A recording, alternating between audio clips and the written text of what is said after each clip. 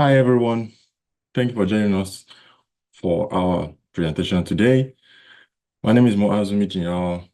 I am a doctoral student at Kent State University. And with me, the head researcher, I have Dr. Usman Ojedokun, who is a senior lecturer at University of Ibadan, Department of Sociology. Then with me, I also have Dr. Noah Balogun, who is a senior lecturer at the Department of Conflict, Peace, and Strategic Studies at Afabalola University, Ado-Ekiti, Nigeria. And we also have Oluwatobi Bolujoko, who is also a doctoral student at the Department of Sociology and Criminology at Kent State University. Today, we will be sharing with you our findings from our research titled Terrorist Attacks Targeting the Police in Nigeria, a trend analysis of 2009 through 2022. To begin with, we understand that the police are an integral part to ensuring peace and stability in society. Therefore, since 2009, terrorist attacks targeting police personnel and police facilities have continued to gain momentum. Therefore, a common denominator that is jointly shared by these terrorist groups remains the adoption of violent attacks on these police officials as well as the facilities. Therefore, terrorist attacks targeting police officials and the facilities have become a very integral and serious concern in Nigeria for so many stakeholders, some of which include the federal government, the state government, police managers, the Ministry of Police Affairs, and other relevant stakeholders, as mentioned earlier. Therefore, violent attacks targeting the police, including those carried out by these terrorist organizations, which we would see in this study when we give you our results, hold very severe consequences for the Nigerian police force as a law enforcement agency. As a result of this, although armed violence by these terrorist groups against the police officials and facilities have become a problem, but the issue is yet to gain enough scholarly attention, as there is a depth of empirical findings to totally and fully understand the problem that this poses, as well as the consequences, to ensure that we have a full understanding and provide solutions to this social problem, which is the attacks of terrorist groups on police. This then prompted us to go on this study.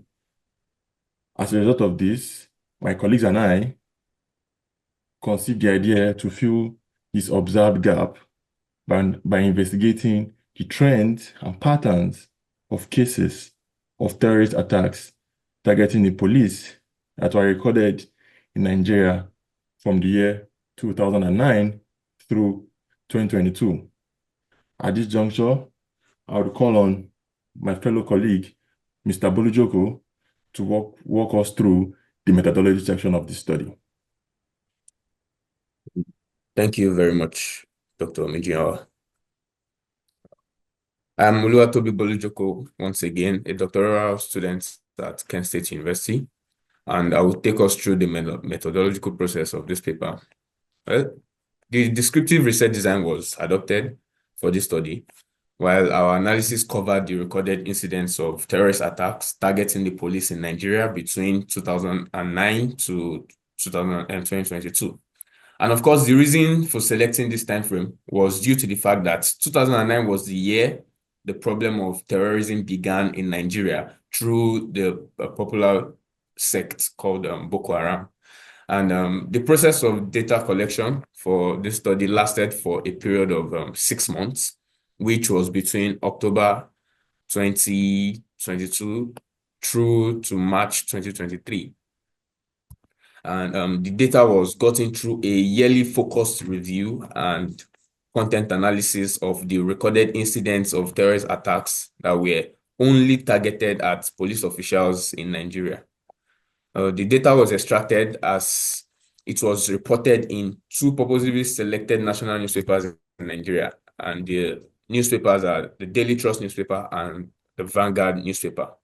Of course, the choice of this newspaper is as a result of the fact that they are national, they have national coverage, and they are amongst the Nigerian newspaper outlets that have an active online presence. They maintain an active online presence. Aside that, they have a search dialog box, which enables us search for current and archive news reports on different topics that helped us search through 2009 to 2022. Upon getting this data, we went through the reports meticulously, and we compared, we sieved them in order not to have duplication of cases. And in addition to that process, the relevant data that was harvested during the data collection process was carefully sorted, organized, and arranged according to the sub-themes of the research. And in order to clearly express the findings of the study, the data descriptive research statistics was which includes line graph, charts, and frequency distribution, were essentially deployed during the process of data analysis. I would stop here for my colleague, Dr. Ojedokun, to take us through the results section. Thank you very much. Yeah, thank you, Mr. Bolujoko. Now I will take us through the results, our results, and the discussion of our findings. We covered some major themes in our research, and I will present them thematically. I'll be speaking first on the yearly distribution of terrorist attacks targeting police officials in Nigeria. To determine the frequency and patterns of terrorist attacks that were directed at police officials in Nigeria within the timeline considered, it was important for us to determine the frequency and patterns, and so we examined the yearly distribution. Our findings indicated that between 2009 and the year 2022, there were consistent attacks on police officials by different terrorist groups. And within this timeline, a total of 455 cases was recorded between 2009 and 2022. However,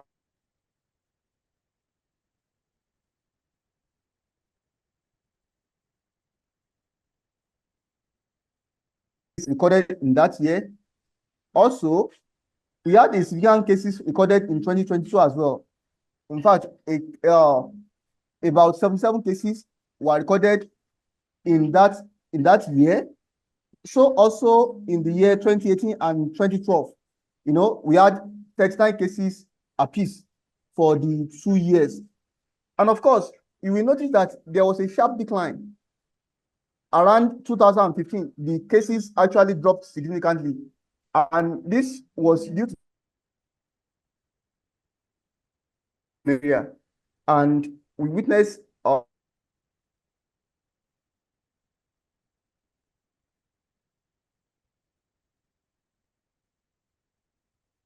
and this actually reduced the incidents. But incidentally, by the year 2017, incidents of terrorist attack focusing on police officials also increased. And this increase could be explained as resulting from the fact that different terrorists, apart from Boko Haram, we now add some other terrorist groups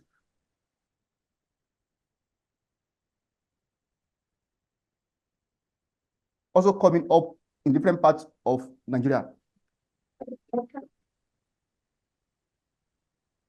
So now I'll move on to the situations and contexts exposing police officials to terrorist attacks in Nigeria. Now, to generate insight into the factors accounting for the increasing vulnerability of police officials to terrorist attacks in the line of duty, we also sought information on the situations and contexts that were associated with recorded incidents, and I present the data as follows.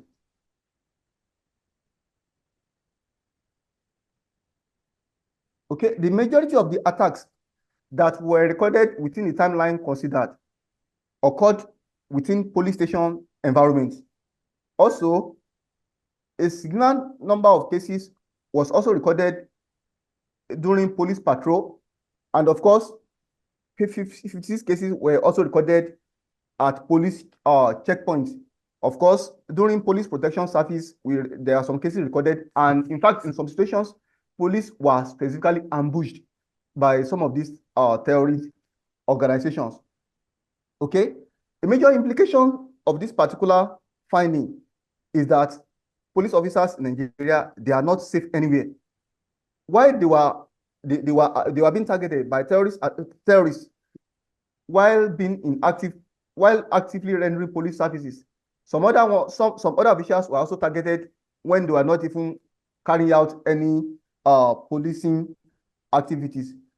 Okay, so regardless of location or a given point in time, police officers in Nigeria could be attacked at any time, and this actually conforms with the observation of Gibbs 2013, who mentioned that police are among the most accessible targets to terrorist organizations in different parts of the world.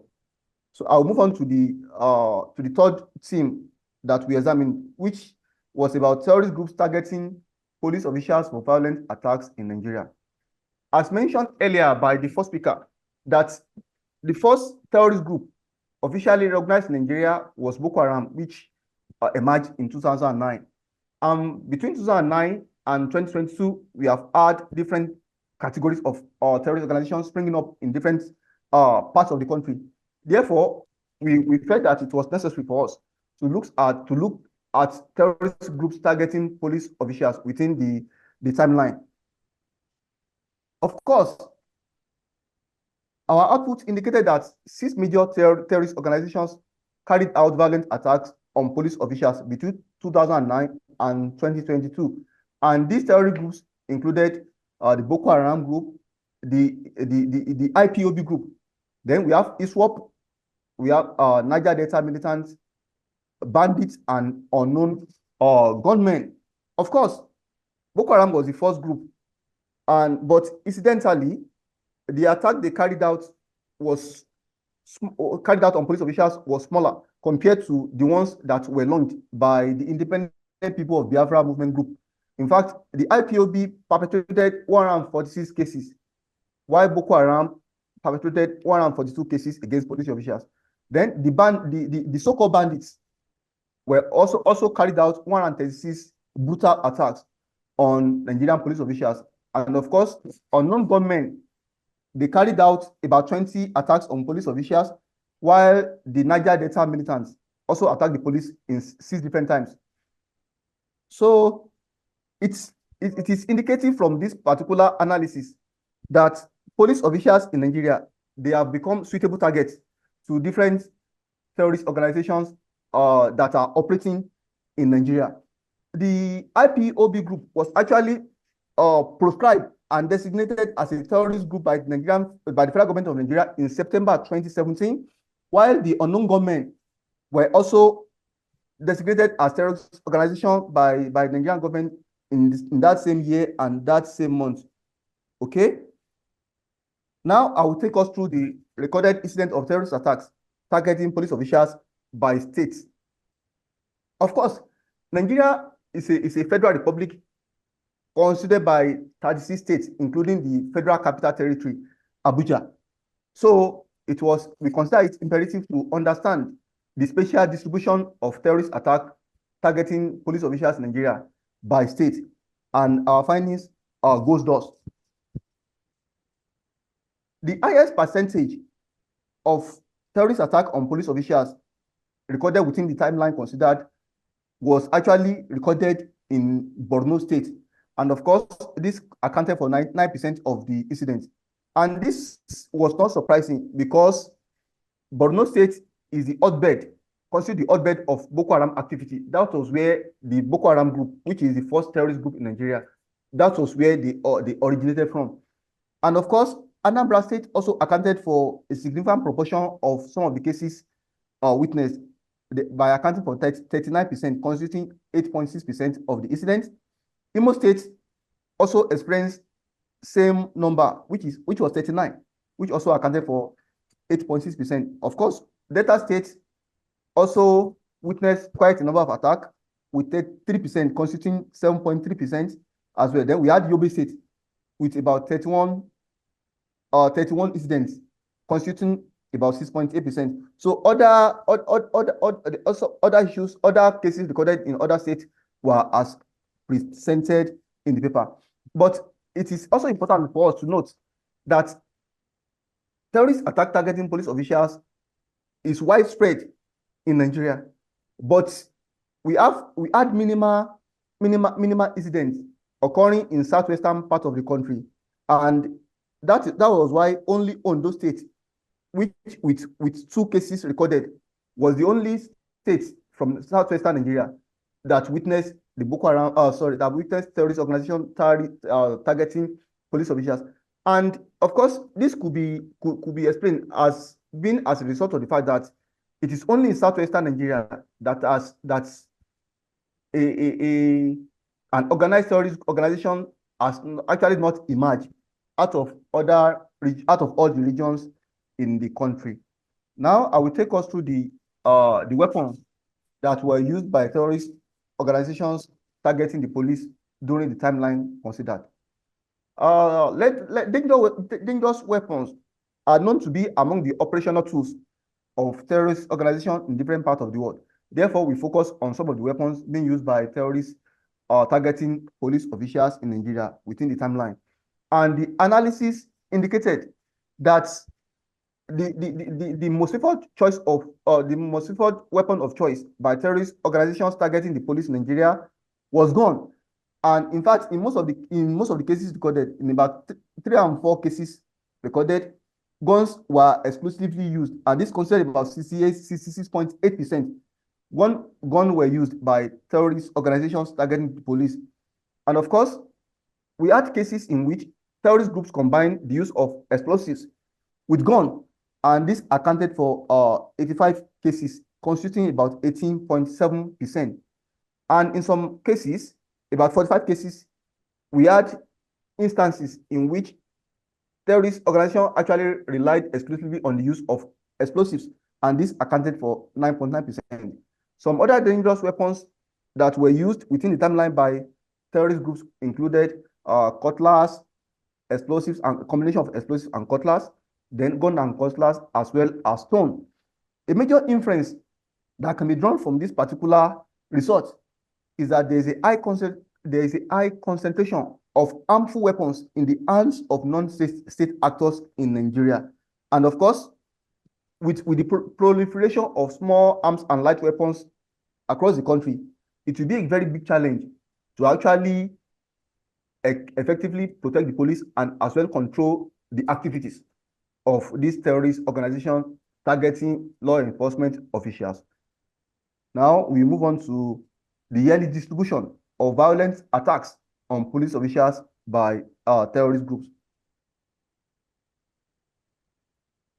As shown in Figure 6, Boko Haram was actually responsible for the largest share of the incidents of violent attacks targeting police officials from 2009 to year 2015, and they accounted for 80% of the cases recorded within that period. But between 2016 and 2019, bandits was responsible for most of the cases recorded within this period, and by between year 2020 and 2022, now the Independent People of Biafra movement, the IPOB group, perpetrated most of the violent attacks targeting the police within that year. And of course, the ISWAP also carried out some attacks, and as well as the Niger Delta militant, and of course the unknown government. The implication of this particular finding is that terrorist attack against the police will be very difficult to address in Nigeria. Reason being that different terrorist organizations springing up in various parts of the country, they all see the police as their common enemy. Police being the representative of the state and being the former agent of social control is considered as #1 enemy. An attack on the police is considered to be an attack on the government. And most of these terrorist organizations, they are not only fighting Nigerian people, they are fighting the Nigerian government. Therefore, the police is seen as the most suitable target of attack. Now we look at the fatalities that emanated or that resulted from the terrorist attack against the police in Nigeria. Of course, terrorist attacks generally have the tendency of resulting into huge human and material losses. Therefore, we consider it very, very important to look into this. And the analysis revealed that a total of 930 cases of police homicide was recorded within that timeline. And of course, this is very, very huge. However, in terms of distribution, in the year 2021, about 226 cases were recorded, accounting for 24.8%. Okay, followed by year 2022, with 131 incidents recorded, and this considered about 414 cases. And of course, by year 2018, 82 police officers were killed by terrorist organizations operating in Nigeria, and this considered about 9.1%. And of course, in year 2013, we had 78 police officers killed, followed by 2014 with 74 police officers, amongst others. And this particular finding is clearly indicative of the fact that the devastating impact that terrorist attacks targeting police officials have on the Nigerian police force as a law enforcement organization in terms of the recorded huge human loss. And of course, there's also a negative impact on the family members and dependents of police officials who lost their lives to terrorist attacks. And of course, it also has negative impact on potential recruits who actually wanted to join the police. This is more or less like a huge discouragement to them. Now, those are our major findings in this study. Now, I'll hand us over to Mr. Noah Balogun to run us through our conclusion and the recommendations which emanated from our research. Thank you. Thank you very much. Conclusively, it is obvious that terrorist attacks against police officials is of major concern to various structures of people and the society in Nigeria. Nigerian government has become really, really concerned about losing its police officials to the terrorist attacks from insurgent groups and terrorist groups. Police managers are also very concerned. Nobody will be happy being a manager and having his pointmen being killed by these insurgents and terrorist groups. Family members, as rightly said by the last presenter, Dr. Ojedokun, family members are also very concerned. People losing their fathers, their mothers, their uncles to the attack. It is not, it is very worrisome. When this happened, what do? We have provided a number of recommendations for that follow from our goals and objectives of the study. The first recommendation boils down to controls of arms and ammunitions. There's a need for Nigerian government to now take a very serious and strategic approach to control arms and ammunitions. How do these guns get into the country and fall into the hands of terrorists terrorist groups and insurgent groups. Government has to do something to control access to illicit arms and ammunition, to effectively control terrorist activities. If this is with the view that if terrorists don't have access to these arms and ammunition, their attacks will be lesser, and then somehow we'll be able to get control and solutions to various attacks. The second recommendation is counterterrorism training that we have recommended. It is important for Nigerian police force and other stakeholders in security and policing generally to develop a functional institutional framework through which police officers can be adequately exposed to professional counterterrorism training and strategies. This is with a view that when our men are well trained with regards to the techniques and strategies of terrorism, and that will be able to counter them, and then the deaths recorded can be curbed, and then that will be reduced drastically. The last of our recommendation is financial support for the Nigerian police force. It still worries on that even in the midst of all of this, Nigerian police force is still considered to be very underfunded. There's a need for, therefore very important for Nigerian government through the Ministry of Police Affairs to provide necessary logistics and financial support for the Nigerian police force to effectively respond to armed violence being launched against its formation across the countries by terrorists. This will involve, better training for police officials. Better funding would enable us the Nigerian police force to acquire equipments, gadgets with which that will ease their work, and then make it easy for them to easily identify terrorist attacks and be able to counter it. Thank you very much.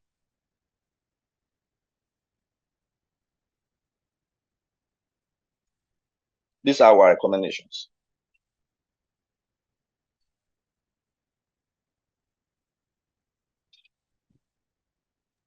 Thank you.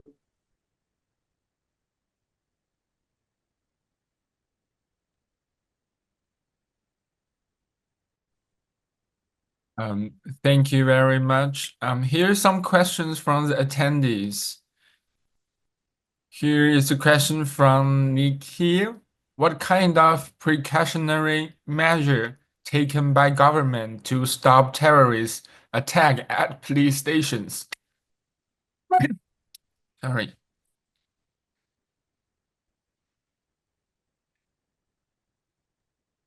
Well, I want to respond to that particular question. It will be difficult, frankly speaking, to be able to counter attacks targeting police stations. The reason being that it is difficult for one to actually predict the time when terrorists will strike. And of course, the police station is more or less a location where police officers are expected to be well protected and safe.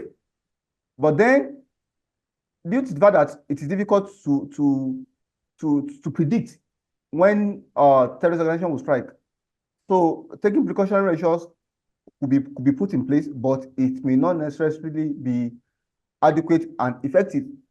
One way or the other, the police could rely on the use of technological appliances to strengthen their surveillance capacity. And of course, we mentioned earlier that there should be training and retraining for police human resource to be able to better equip them on how they can adequately protect themselves in the face of danger being posed by a terrorist organization. Bearing in mind that terrorist attack on police official is a relatively recent development in Nigeria. Therefore, police officers, they are not well equipped in this regard. But then, from the trend and patterns of what are being recorded or being witnessed in the country, of course, the police is also making some strategic effort to put in place certain framework to protect themselves, and certainly precautionary measure to protect police station is among some of these strategies. But then, just like it is difficult to predict in Nigeria and in other parts of the world, when terrorists will strike on police station, what they can only do is to strengthen their surveillance capacity. That's my take on that. Thank you. Thank you very much. And here's another question from Nick here. What do you think, which surveillance is important to stop attack at police station, vertical or horizontal?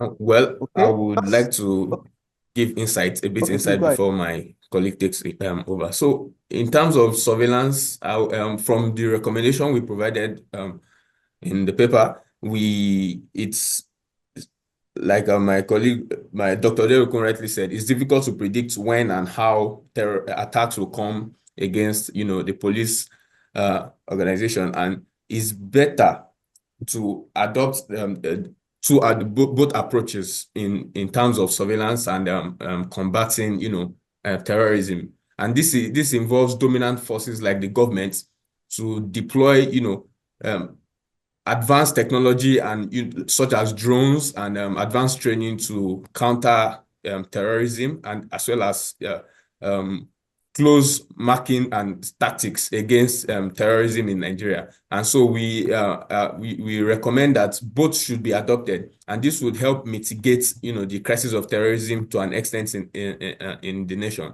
And although the Nigerian organization is working day in, day out to mitigate this issue through technology, however, we must be proactive as well in terms of surveillance approach. We must be proactive because crime is not static, and criminals and terrorist groups are always moving in terms of trying to change approach in attacking both the police and even civilians themselves. And so the government must be proactive. Even the police force must be proactive in attempting to combat this issue in order to mitigate and hopefully eradicate terrorism in the nation. Thank you.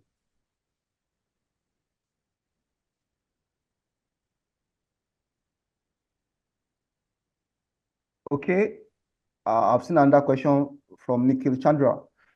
Well, how do they get going? Nigeria is really is a country in West African part of in West Africa. Okay, bearing that in mind, it is also surrounded by different countries as well. This issue of transnational crime is among the major crimes that are being recorded in West Africa, in West Africa and other parts of African region. And of course, arms smuggling and arm trafficking, particularly small arms and light weapons, they are among the major problems that is confronting Nigeria, particularly the Nigerian border post. There is a whole lot of arms proliferation, in spite of the fact that the Nigerian government has been making efforts to stem the tide of illicit arm trafficking across the national borders. It is still a serious problem because we have a lot of border posts in Nigeria, a lot of official and unofficial border posts. So, in fact, annually, we always have large catch of arms being seized from people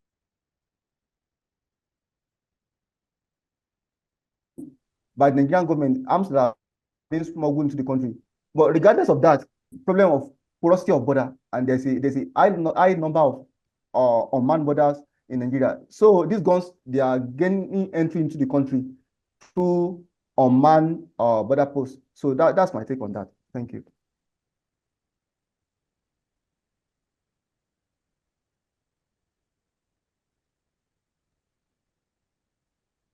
Okay.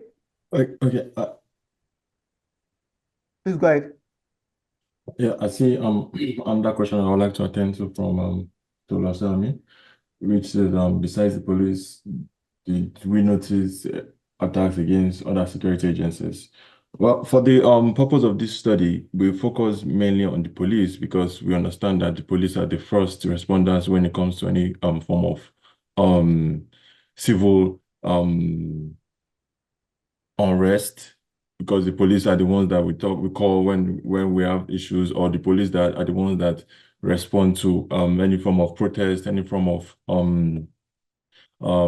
civil unrest, like I said earlier. So the police primarily, and by extension, the first face of the government that people see. And when people want to indirectly or directly hurt the government, is the police that they turn to. And the police still remains the front face of the government, and they are easily targeted because there are a lot of police posts, and there are a lot of police that go on patrol. So that being said, our major issue or that we set out to understand was why the police in itself are becoming the primary target, and that was where we found out some of the results that we did, and that is what I will give to the audience today. So primarily, we just focus mainly on the police. Fine, there are other agencies that face, like the Civil Defense Corps in Nigeria. They are also sometimes attend to civil unrest, but then more often than not, it still remains the police that have a dominant force when it comes to answering major civil unrest cases or protests. Thank you. To add to that, to what Mazu said, yes, I precisely remember when we were extracting the data we saw that in 2017, 2015, the Niger Delta militant attacked the joint task force that comprised of the Nigerian Army, the police agency, the Nigerian Civil Defense, like Mazu rightly said, and then some other groups that constitute the joint task force. So yes, we observed some other groups that were attacked aside the police organization, but we particularly focused on the police organization because they are the point of first contact with the citizens and other, institutions in Nigeria. Thank you. Then I think there is another question that was asked by Emmanuel. I would also like to add my voice to the question from Emmanuel Oparaugo. He said, how can the government engage terrorists to reduce attacks? Well, for us, we are advocating a multi-dimensional approach that involves a carrot and stick approach, actually, that will involve dialogue and, of course, confrontational approach.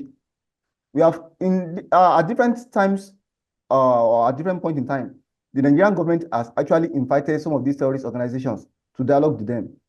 It was at a given point in time, amnesty was declared by the federal government of Nigeria just to encourage people bearing arms against the Nigerian state to drop their arms. And in fact, some terrorist organizations were actually invited. The government asked them about their demand. I could remember during the time, there was a time in which one popular sheikh in Nigeria, Sheikh Gumi, actually led the federal government contingent to discuss with the so-called bandits in northeastern Nigeria. And of course, as when the IPOB groups come up in southeastern Nigeria, they've been invited at different point in time by the federal government of Nigeria to request for their demand so as to know how to tackle whatever things that are propelling them to engage in such attacks. But then, as it is, terrorism problem in Nigeria is actually a Hydra-headed problem. As the government is trying to settle one, another one is already cropping up. Incidentally, when we were conducting this particular research, we focused between 2009 and 2022. We discovered that there was minimal terrorist activity in southwestern Nigeria. But today, we cannot say the same again because under terrorist group, although these have not been officially prescribed by the Nigerian government, but then another terrorist group is already bringing up in southwestern Nigeria, the so-called Yoruba Nation or whatever. We have these guys at some point in time, maybe in 2 or 3 cases, we have seen their attempts at fighting the police and taking over some government facilities and infrastructures. So The problem is a multidimensional one, which actually deserves a multidimensional approach. So that's my take on that. I wonder if one of my colleagues or they want to add their own voice to this. Thank you.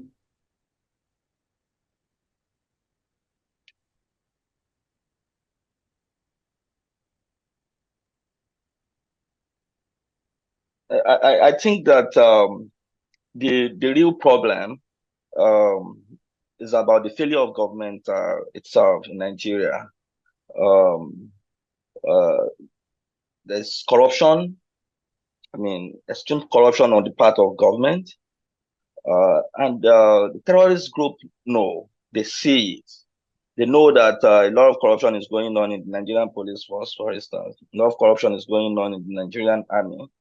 And they are able to size up the abilities and the strategies of the Nigerian police force. So because of the fact that they are able to size them up, they know that if and when they have asked them to buy arms and ammunition to arm the Nigerian police people, personnel, these equipments and materials were not bought. I mean, most times the money got siphoned and all that. So they know that the system itself is porous. And so because of the porousness of the system, I mean, they would not cease to continue to attack. And that's my take on that. Well, if I could add to that, there is also the problem of saboteurs. Of course, this is not only peculiar or exclusive to the Nigerian police force as a law enforcement agency. This has also been witnessed in some other parts of the world as well. The existence of saboteurs who are also operating within, of course, in different point in time, we have seen cases that some of these saboteurs they've been arrested. Maybe due to their religious or ethnic affiliation, they tend to pay more allegiance to this terrorist organization than their own police agency. So they felt that they are always more at home, that terrorist organizations, they are actually fighting on their behalf. That whatever they are doing or their ideology is actually legitimate, and whatever they are doing, there's a legitimacy of it. So these saboteurs, they trade off on classified and confidential information. They are the one that will leak information to terrorist organizations. And that will take me back to the question earlier identified by Nikta about police strength, how they can strengthen their surveillance. Of course, no matter how they try to consolidate their security architecture, the presence of saboteurs within the police agency will also make the police to be vulnerable to these terrorist organizations and their activities. Thank you. Okay, thank you. Is there any further question for the speakers? You can type your question in the chat box or use the Q&A function. Okay, so if there are no more questions, we will close this session earlier. We will have our next session begin at 10:20 Eastern Time. And see everybody later.